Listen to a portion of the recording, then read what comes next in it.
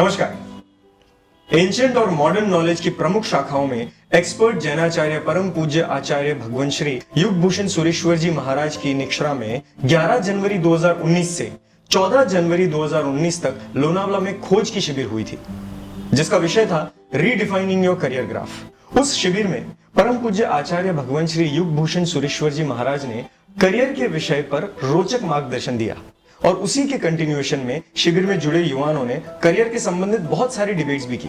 इस डिबेट में उठी समस्याओं को हमारे यंग डायनामिक जूरी ने आचार्य युग भूषण सुरेश्वर जी महाराज समक्ष इंटरैक्टिव सेशन में प्रस्तुत की।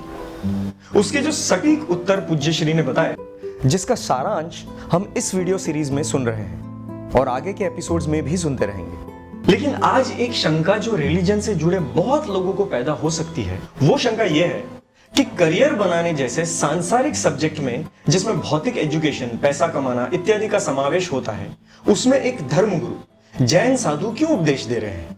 उनका कार्य तो धर्मोपदेश देना है। उसका समाधान पूज्य श्री आचार्य के शब्दों में सुनेंगे हम। इसके समाधान में आचार्य भगवंत ने सर्वप्रथम करियर की प्रस्तावना करते हुए बताया कि इस काल के प्रथम राजा श्री ऋषभदेव ने उस समय की भोली और अबूझ प्रजा को सुशिक्षित करने के लिए पुरुषों की 72 कलाओं, स्त्रियों की 64 कला, 100 प्रकार के शिल्प, गणित, लिपि, भाषा, समाज शास्त्र, नीति शास्त्र वगैरह का विशद भौतिक ज्ञान दिया और सुबुद्ध भौतिक शिक्षण व्यवस्था एस्टैब्लिश की। उस समय से आज दिन तक शिक्षण व्यवस्था यानी कि एजुकेशन सिस्टम का प्रवाह चलता आ रहा है।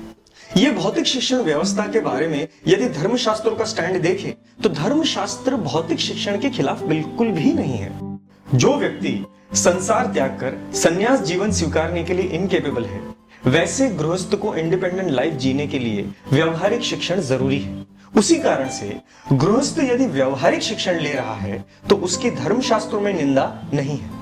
दूसरी ओर जैन धर्मगुरु का इस सब्जेक्ट में स्टेटस देखें तो धर्मशास्त्रों ने जैन साधुओं के लिए उपदेश के विषय में कोई बंधन नहीं रखा है। इनफैक्ट आचार्य श्री हरिभद्र सूरी, कलिकाल सर्वज्ञ श्री हेमचंद्राचार्य, उपाध्याय श्री यशो विजय जी महाराज आदि वर्सेटाइल जैन धर्मगुरुओं ने संसार के हर एक क्षेत्र में गृहस्थों को नैतिक, धार्मिक, आध्यात्मिक कर्तव्य और अकर्तव्य का स्पष्ट रूप से मार्गदर्शन दिया है।